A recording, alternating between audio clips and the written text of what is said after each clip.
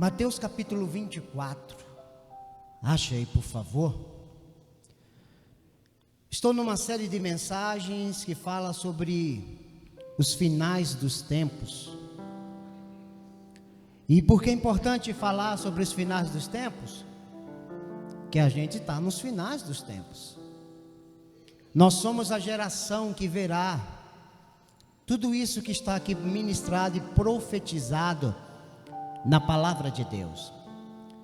Na primeira semana em que eu falei sobre o relógio de Deus para o final dos tempos, falando das 70 semanas de Daniel, aonde eu expliquei que Deus separou 70 semanas de anos e que se dividiu em 3 períodos e já se cumpriram 2. Falta um período se cumprir. Aí ministrei na mensagem seguinte que para que a última semana de Daniel se complete ou dê início, precisa se finalizar o tempo da graça.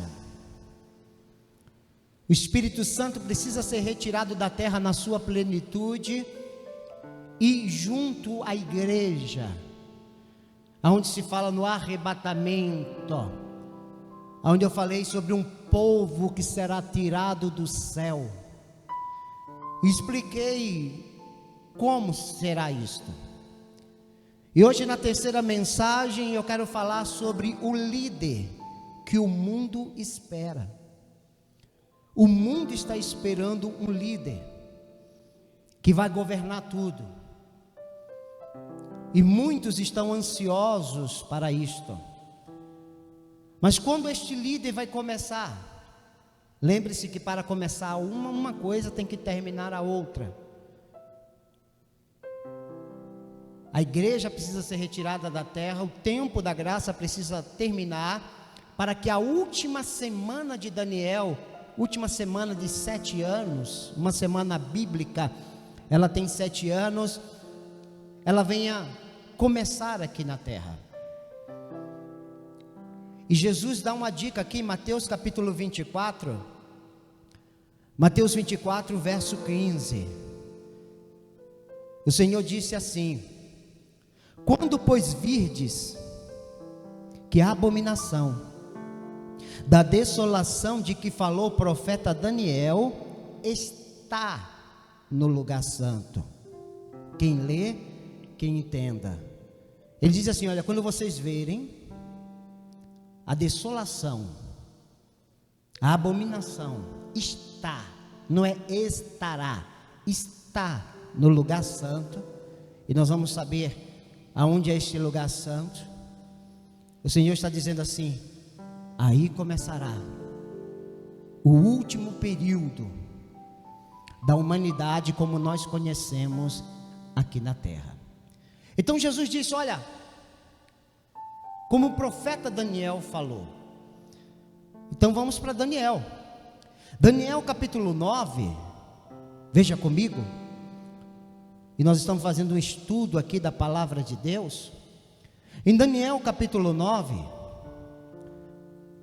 quando a igreja for arrebatada e o Espírito Santo for tirado da terra, o caminho estará livre para começar aí sim a última semana de Daniel, que é a última semana de 7 anos.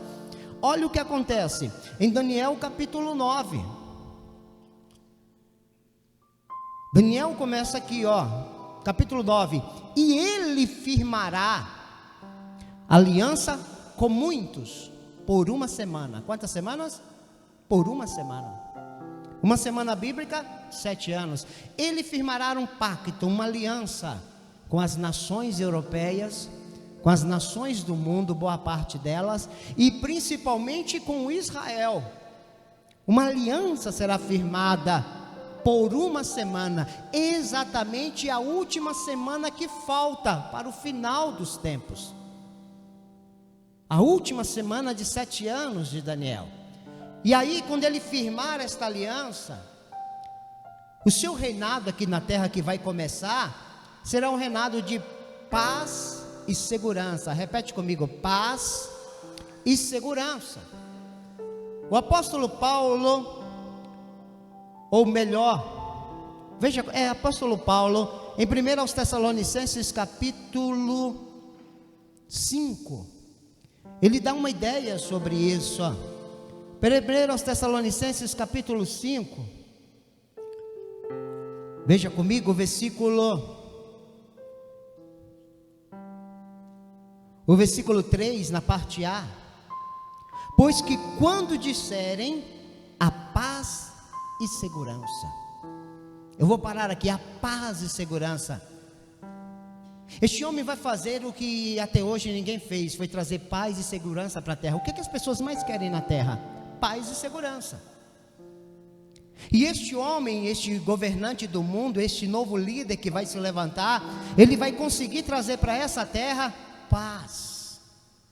Ele vai evitar as guerras, ele vai evitar que as nações briguem uma com as outras, e haverá esta segurança. Essa segurança será liberada, e esse é o começo do seu reinado.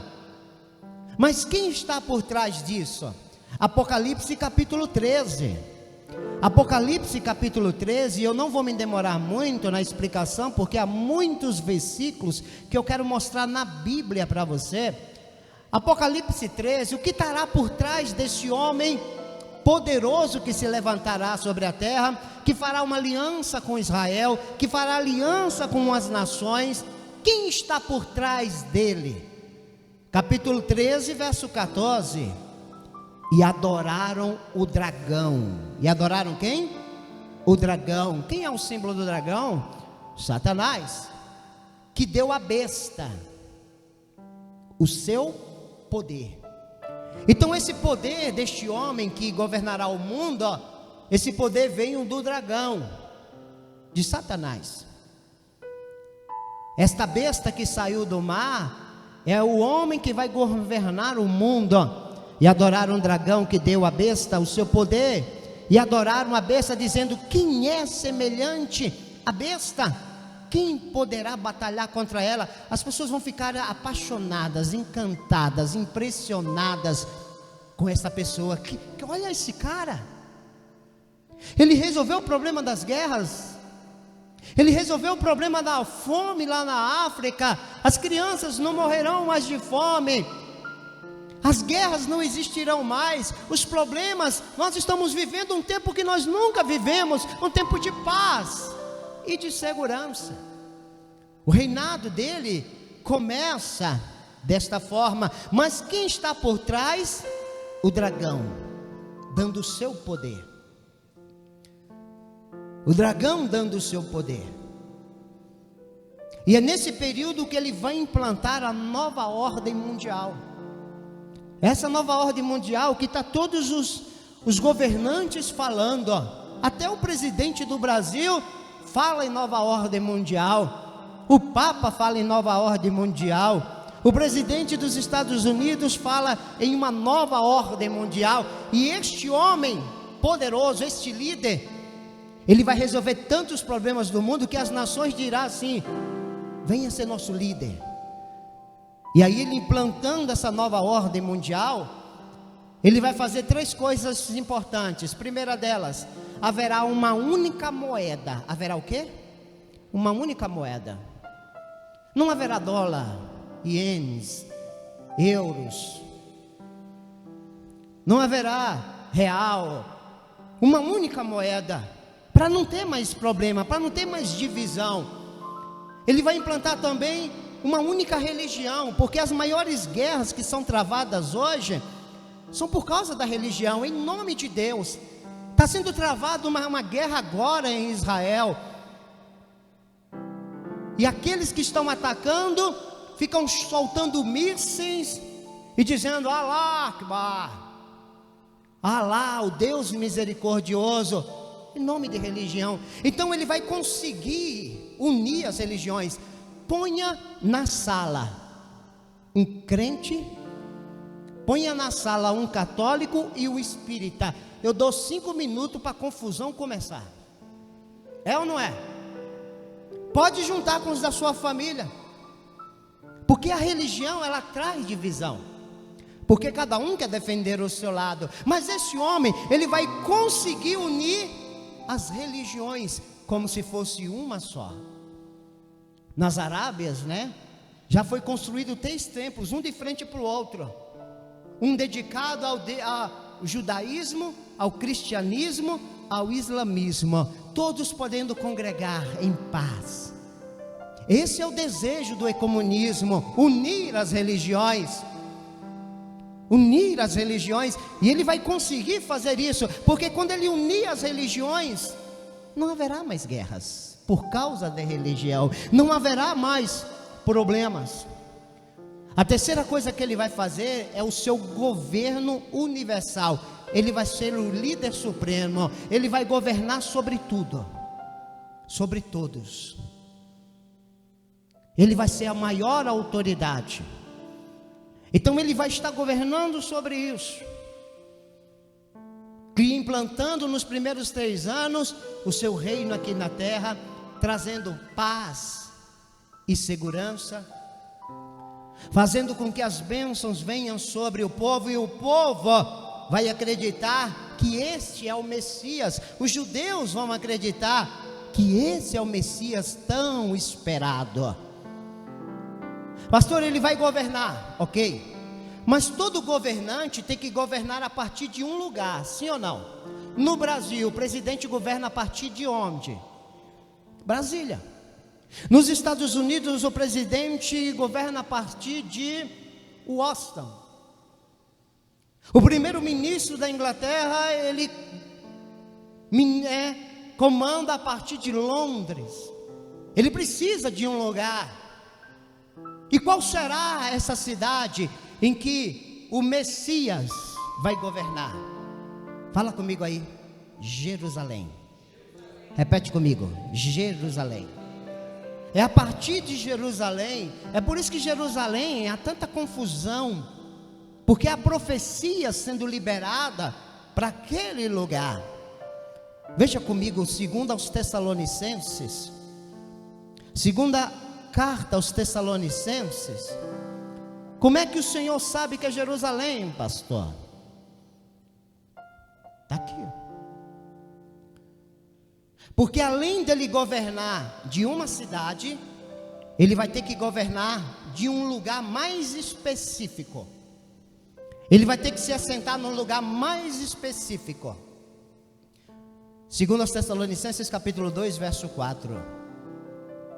O qual se opõe e se levanta contra tudo que se chama Deus, ou se adora, de sorte que se assentará como Deus no templo de Deus, querendo parecer Deus. Então ele vai se assentar no templo. Qual templo? Pastor, o templo de Salomão. Ah, esse aqui que tem no Brasil? Aqui em São Paulo, lá em São Paulo. Não pode ser aquele. Tem que ser um templo, um lugar específico. Pastor, mas não tem templo em Jerusalém. Por enquanto não. Mas no momento próximo haverá. E ele vai governar a partir dessa cidade e a partir deste lugar. E por que ele tem que ser no templo? Porque o Messias profetizado vai reinar a partir de onde também? Do templo. Então o que é que ele vai fazer? Ele vai reconstruir. Ele vai fazer um acordo entre Israel e os árabes abrirão mão. Pastor, mas o templo não pode ser em qualquer outro lugar? Deixa eu falar uma coisa, a Bíblia é clara, não pode. Por que os judeus não construíram um templo em Jerusalém, em qualquer outra parte da cidade? Eles têm dinheiro para isso. Eles já prepararam os utensílios, já tem a menorá, já tem os levitas, já tem os sacerdotes, já tem todas, né, tudo, até um novilho para o sacrifício tem. Mas por que eles não fizeram, não levantaram um templo ali aonde eles podem? Porque tem que ser em um único lugar. Repete comigo, por quê? Tem que ser em um único lugar. Que lugar é esse, pastor? Aonde Abraão levou Isaac para sacrificar? Monte Moriá. Aonde Davi fez um sacrifício para acalmar o anjo que num dia só matou 70.000 pessoas, Eira de Ornã, aonde o Senhor deu uma ordem para Salomão construir o templo, na Eira de Ornã, ou no Monte Moriá, aonde ele foi construído. O templo só pode ser construído lá. Não, pastor, e o templo que a gente tem aqui no Brasil, serve para quê? Só para tirar foto. Fora isso, não serve mais para nada, porque não é bíblico.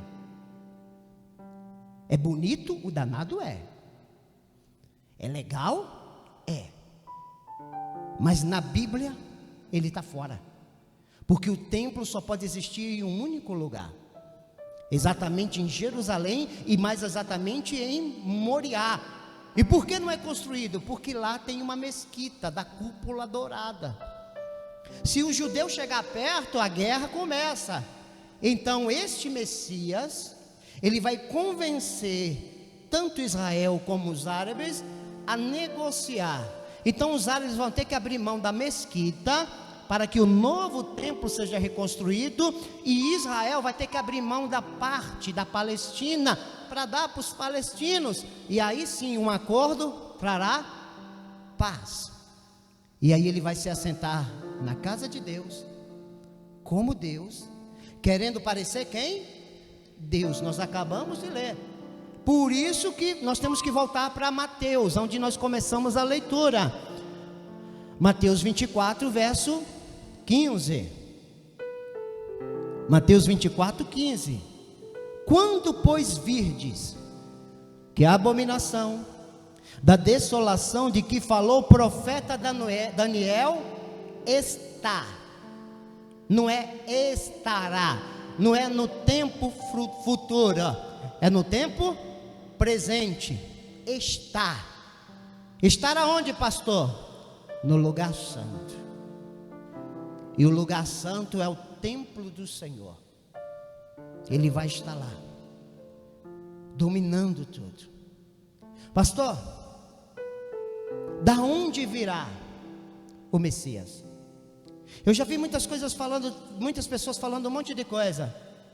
Ah, pastor, ele vem de qualquer lugar, não tem problema nenhum. Tem sim, porque não é isso que a Bíblia diz. Ele tem que vir de um lugar específico, e ele tem que vir de um povo específico. Porque ele não pode ser gentil? Porque não pode. Porque ele não pode ser os árabes. E você que assiste a novela da Record, diz que o anticristo virá de Ismael, que são a descendência árabe. Está fora. Manda a Record escrever direito as coisas. Por que, pastor, não pode ser de Ismael, o filho de Abraão? Porque o judeu está esperando quem? O Messias. O judeu está esperando quem? O judeu está esperando quem? Aí você acha que os judeus vão esperar um Messias árabe?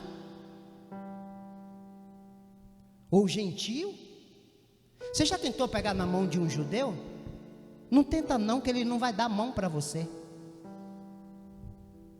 Aí você acha que o judeu vai aceitar um Messias que não seja judeu?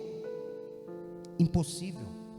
Então o Messias que eles estão esperando tem que ter descendência judaica, para que eles aceitem como Messias. Não pode ser qualquer um, irmãos. Pastor, como assim tem que ser judeu?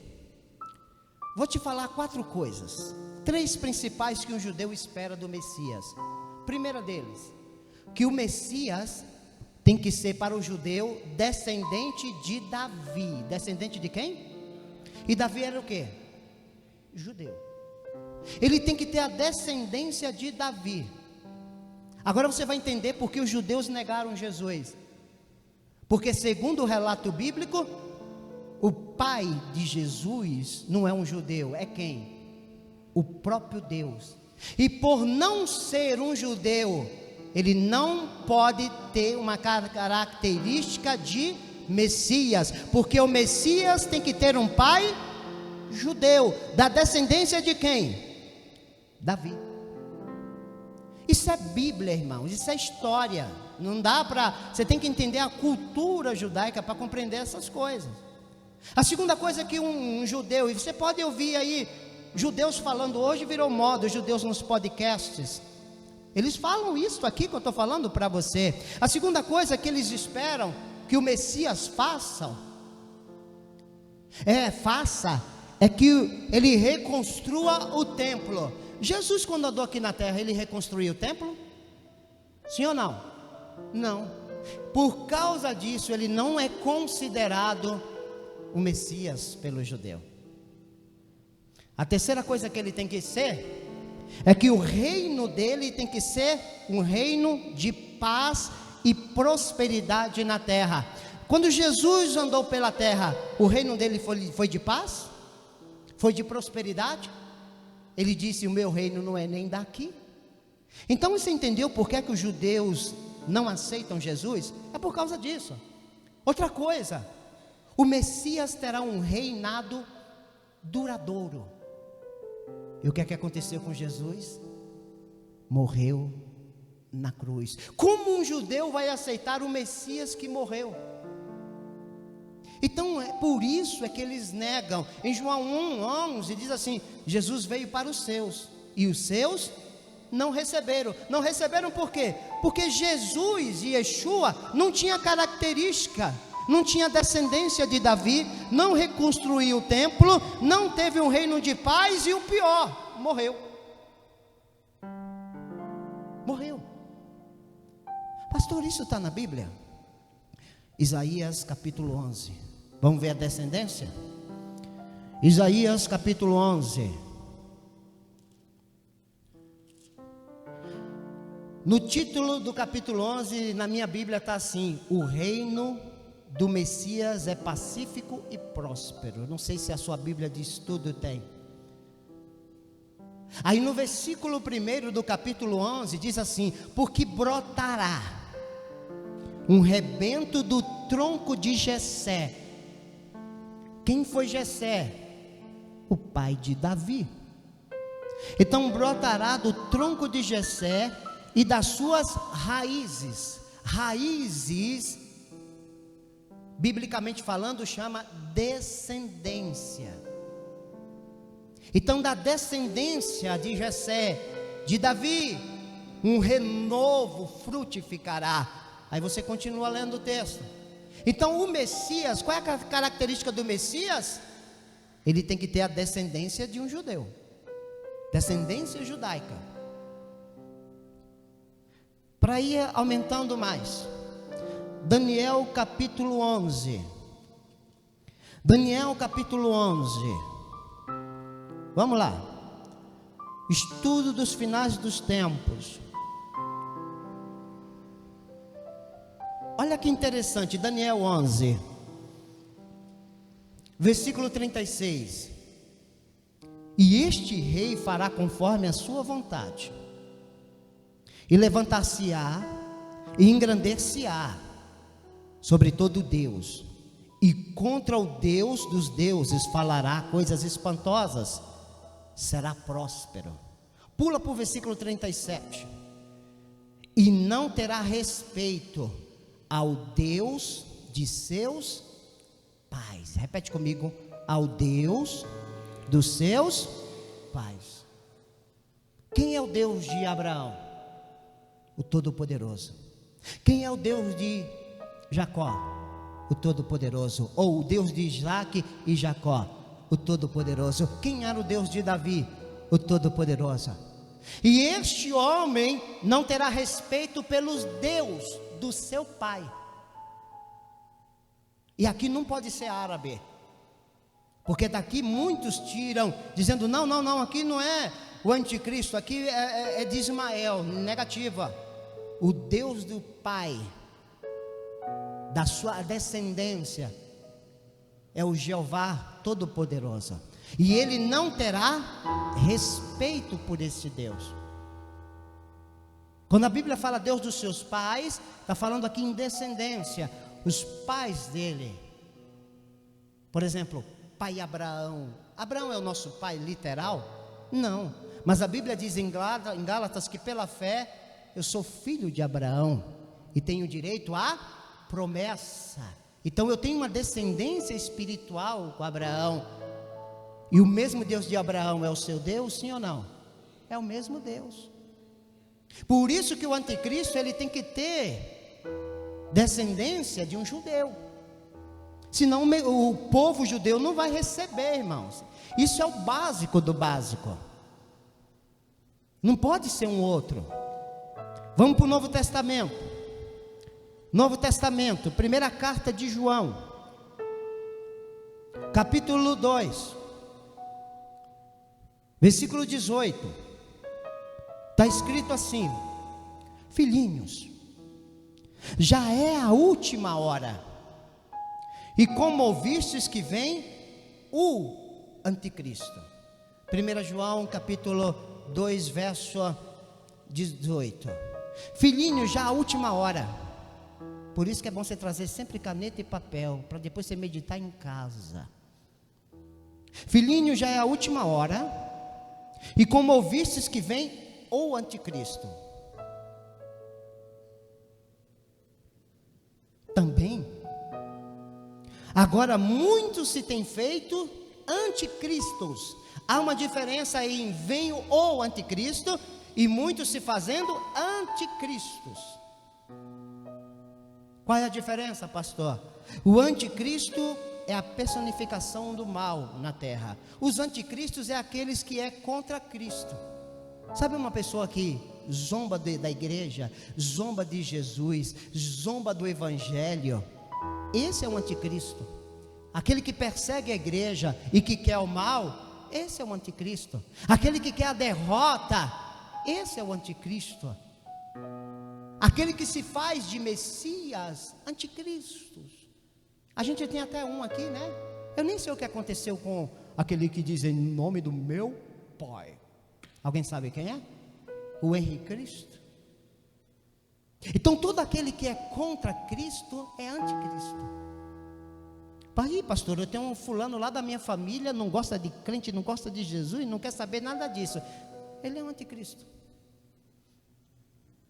Mas tem o anticristo. Versículo 19. Saíram de nós. João ele era o quê? Judeu. E ele está dizendo assim: saiu de nós. Quem? Judeus. Mas não eram de nós, porque se fossem de nós, ficaria conosco. Mas isso é para que se manifeste que não são todos de nós. Ele está dizendo, ó, ele faz parte do povo, mas ele não pertence ao povo. Mas ele saiu do meio de nós.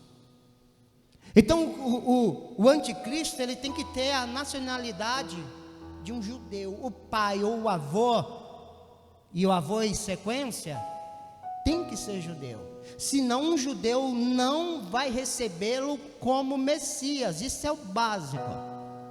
Mas eu quero ser mais específico. Se ele vai ser um judeu, de qual tribo ele vai vir? São quantas tribos? Quantas tribos? 12 tribos que formaram Israel. De qual tribo pode ser, pastor? Eu vou te mostrar 2 textos e eu vou deixar para você julgar. Primeiro deles, vamos lá para Gênesis. Gênesis capítulo 49. Gênesis capítulo 49. Jacó, que agora é Israel, ele está para morrer de velhice. Então ele chama todos os seus filhos. Chama quem? Todos os seus filhos. E ele começa a colocar as mãos sobre os filhos e começa a abençoar os filhos. Ele começa abençoando Rúben, que era o primogênito, Simeão, Levi. Ele foi colocando a mão e abençoando Judá. Ele foi abençoando Isacar, Zebulon. Ele foi abençoando todos esses filhos que ele tem. E aí ele chega no versículo 16 do capítulo 49. Versículo 16 e versículo 17. E quando chega nesse filho chamado Dan, qual é o nome do rapaz? Dan. Olha que a bênção, se isso é bênção, que Jacó liberou. Dan julgará o seu povo com uma das tribos de Israel. Ou seja, Dan faz parte de uma das tribos de Israel. Dan será serpente. Imagine você abençoando o seu filho e dizendo assim: digamos, seu filho é o João. João, eu te abençoo, João, você vai ser uma serpente. Isso é bênção? Hein, Juscelino? Se você olhar, ele está abençoando todos os outros. Mas quando chega em Dan, ele diz: olha, Dan vai ser uma serpente junto ao caminho, uma víbora junto à vereda, que morde os calcanhares do cavalo e faz cair o seu cavaleiro por detrás. Aí você começa a estudar a história de Dan. Você fica horrorizado com o que essa tribo fez. Mas eu quero dar um pulo no tempo. Vamos para Apocalipse. Apocalipse capítulo 7. É o tempo da grande tribulação. João tem uma visão, e nessa visão é citada 144 mil pessoas. Quantas mil pessoas? E é citado de cada tribo de Israel. E eu quero chamar a atenção para um detalhe. Apocalipse capítulo 7. Apocalipse capítulo 7. Veja comigo. Eu vou ler o versículo 4 de Apocalipse. E ouvi o número dos selados. E eram 144 mil selados, de todas as tribos dos filhos de Israel. De quantas as tribos? Quantas as tribos? E são quantas tribos? 12. Raciocínio, é questão, vamos raciocinar. De todas as tribos de Israel. Versículo 5. Da tribo de Judá, 12 mil. Da tribo de Ruben, 12 mil. Da tribo de Gade, 12 mil. Da tribo de Asser, 12 mil. Da tribo de Naphtali, 12 mil. Da tribo de Manassés, 12 mil. Da tribo de Simeão, 12 mil. Da tribo de Levi, 12 mil. Da tribo de Isacar, 12 mil. Da tribo de Zebulon, 12 mil. Da tribo de José, 12 mil. Da tribo de Benjamim, 12 mil. Está faltando quem aí? Pergunta para o irmão aí, diz assim: cadê a tribo de Dan?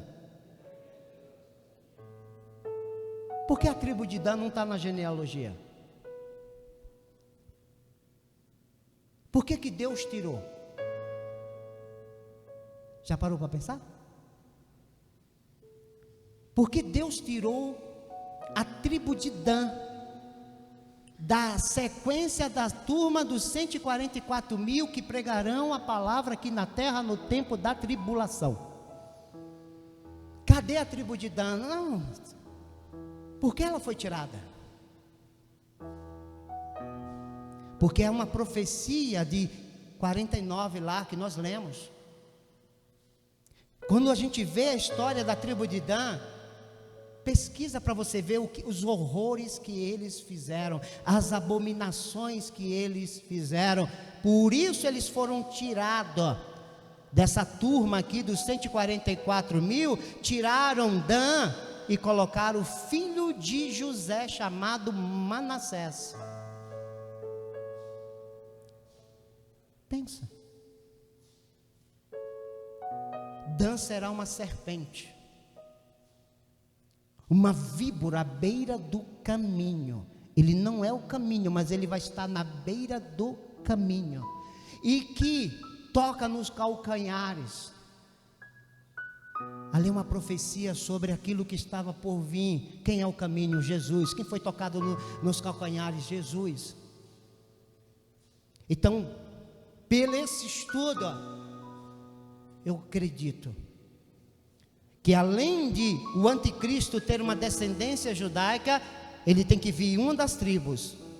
E por causa dessa tribo não está aqui, eu quero declarar que é da tribo de Dan. Pastor, mas ninguém sabe onde estão as tribos. Deus sabe ou não sabe? Fala para alguém assim, ó, Deus sabe. Pastor, mas como é que Deus sabe? Não é Ele que vai separar as 12 tribos no meio dos 7 anos? Eu não sei, você não sabe, mas Deus sabe. Amém? Então Ele estará governando sobre a terra. Será um homem impactante, será um homem poderoso. 3 anos e meio de paz, 3 anos e meio de bênção, 3 anos e meio de vitória. A humanidade vai estar feliz, dizendo: que líder é esse? Que homem é esse? Olha o tempo de paz. Nem Jesus trouxe paz, Ele trouxe. E os judeus vão estar dizendo: Ele é o nosso Messias. Ele está reconstruindo o templo. Ele está reinando na terra. Foi Ele, olha o reino dele como é próspero. Mas os 3 anos e meio vai passar. E a Bíblia diz que na metade da semana, repete comigo, na metade, Ele vai se mostrar quem Ele é. Volte para Daniel. Volte para Daniel capítulo 9. Livro do profeta Daniel capítulo 9, versículo 27 na parte A. E na metade da semana, na metade do quê? Da semana, fará cessar o sacrifício. Ele vai parar com o sacrifício lá no templo. E aí ele vai fazer algo que para o judeu é abominável. Ele vai pegar uma imagem e vai colocar dentro do templo. Os judeus vão ver e vão se revoltar. Ele vai quebrar o pacto. Ele vai quebrar a aliança. Na metade da semana. Na metade do quê? Da semana. Daniel capítulo 7. Versículo 25. E profirá palavras contra o Altíssimo, e destruirá os santos do Altíssimo, e cuidará em mudar os tempos e a lei, e eles serão entregues na sua mão, porque um tempo, por um tempo, e tempos, e metade de um tempo. Um tempo, tempos, metade de um tempo. Quantos anos? 3 anos e meio. Ele vai perseguir os santos. Pastor, quem são esses santos? É a igreja. A igreja vai estar no casamento. Fala para alguém e diga assim: você faz parte da igreja? Então você vai estar no casamento. Então que santos é esse? Os santos de Israel, os separados de Israel. Porque há 2 santos, povo santo na terra. O santo da parte de Deus, que Israel trata, que Deus trata com Israel, e os santos da igreja, que Jesus trata com a igreja. Mas os santos da igreja não estará mais aqui na terra, ela vai estar na glória. Aleluia! É assim que funciona. E olha, ele vai mudar o tempo e a lei. Quem é que guarda a lei de Moisés? É a igreja ou é os judeus? Judeus, irmão. Nós guardamos a lei de Cristo por um tempo, e tempos, e metade de um tempo. Ele vai começar a perseguir agora. E é nessa hora que vai começar a grande tribulação. O que é a grande tribulação? É um tempo de angústia para os últimos 3 anos e meio do ser humano aqui na terra. Apocalipse capítulo 6. Apocalipse capítulo 6. Já estou terminando. Apocalipse capítulo 6. Pastor, no reino do anticristo, no começo, vai ter uma única moeda. É. Ou seja, nós estamos caminhando, antes de lermos o final aqui, nós estamos caminhando para o final dos tempos. E nós estamos caminhando para que não exista mais dinheiro, sim ou não? Para não ter mais dinheiro, não tem mais cartão. Quem tem conta no banco que para acessar lá no caixa você tem que botar a mãozinha? Fala para alguém assim, ó, você está sendo treinado.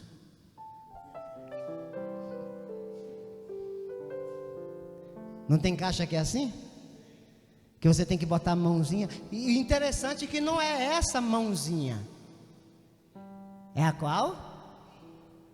É essa mãozinha.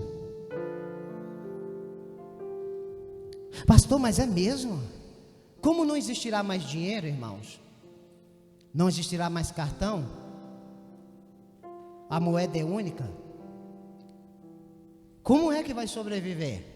Aí entra a implantação do famoso, e quero mostrar para você aqui, antes de terminar, que eu quase pulei, capítulo 13. Então isso vai ser implantado na primeira parte do milênio, na primeira parte do reinado do anticristo aqui na terra. Capítulo 13, verso 16.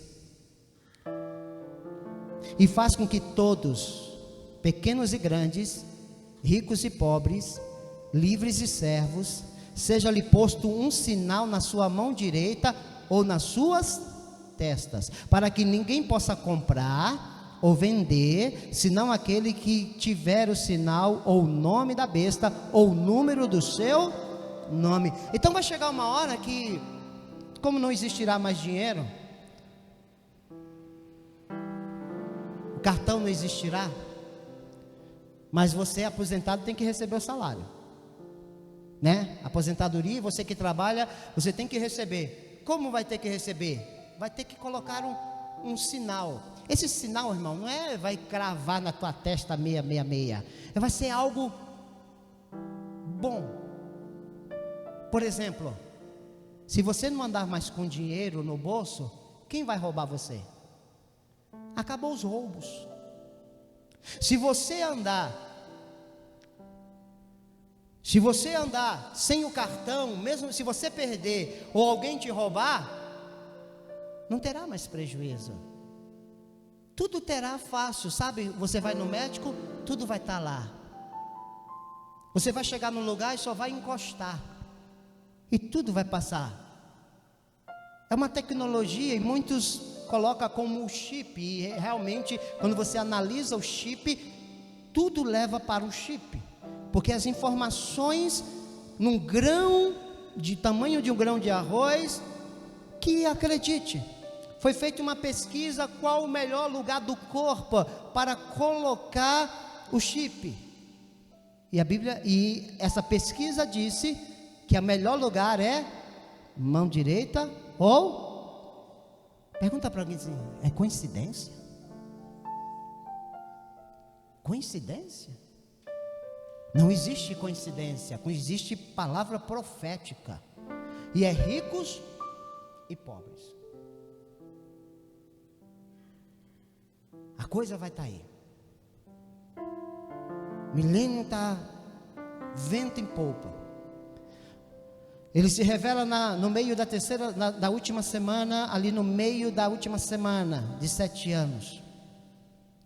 Ali começa a grande tribulação. Para a gente terminar, Mateus 6, versículo 3 em diante. No meio da terceira semana, é no meio da semana de Daniel, a última semana, que é quebrado o segundo selo. E aí vem a sequência: o segundo, o terceiro, o quarto, o quinto, o sexto e o sétimo serão quebrados nos últimos 3 anos e meio. Pastor, quando foi quebrado o primeiro selo? Quando o anticristo aparece num cavalo branco, com com o que? Na mão? Um arco. Ali é o anticristo. Primeiro selo. Segundo selo. Está aqui, ó. E havendo aberto o segundo selo, versículo 3, ouviu o segundo animal dizendo: vem e vê.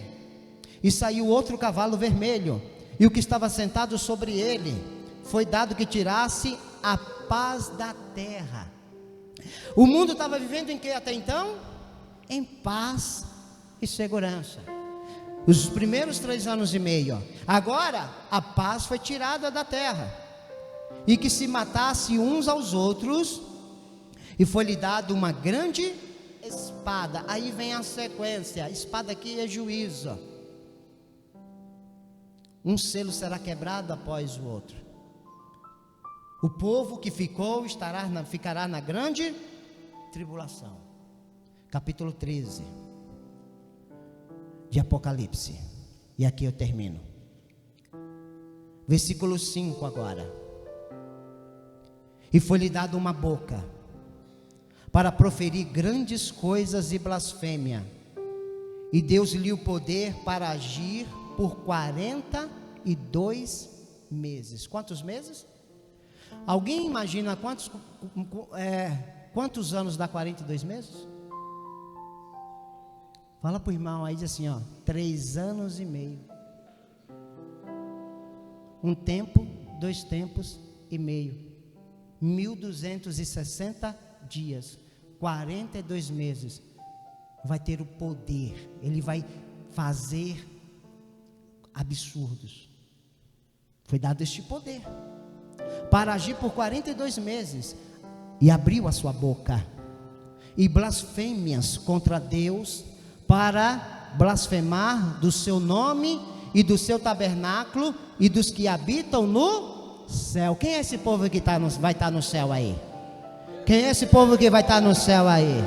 Diga: sou eu. Diga: eu faço parte deste povo que vai estar no céu. Aleluia. É isso, irmãos. Pastor, por que o Senhor crava que a igreja vai estar no céu? Porque a igreja não pertence às semanas de Daniel. A igreja não pertence às semanas de Daniel.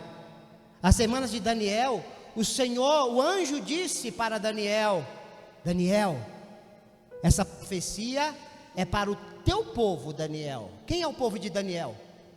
Os judeus. E para a cidade santa. Aonde fica a cidade santa? Em Jerusalém. Então é para aquele povo. Por isso que a igreja não faz parte disso. Por isso que a última semana não é para a igreja. Porque quem trata com a igreja é Jesus. Quem trata com Israel é Deus. Por isso que não pode misturar as coisas, irmãos. Versículo 7. E foi-lhe permitido fazer guerras aos santos. Quem são esses santos aqui? Pastor, é a igreja. Não, a igreja está no céu, mas tem um povo santo que vai ficar na terra, Israel, e vencê-los. E Deus-lhe poder sobre toda a tribo, língua e nação.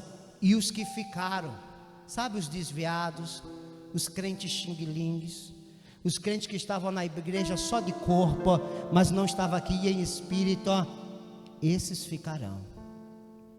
E esses vão ter que enfrentar os 7 anos de tribulação, e esses vão ter que ver a cara do anticristo. Mas nós, a igreja, aqueles que sim ficarem firmes, lavados e remidos no sangue de Jesus, estará no tribunal de Cristo, e depois no casamento do noivo com a noiva na casa do Senhor. Aleluia!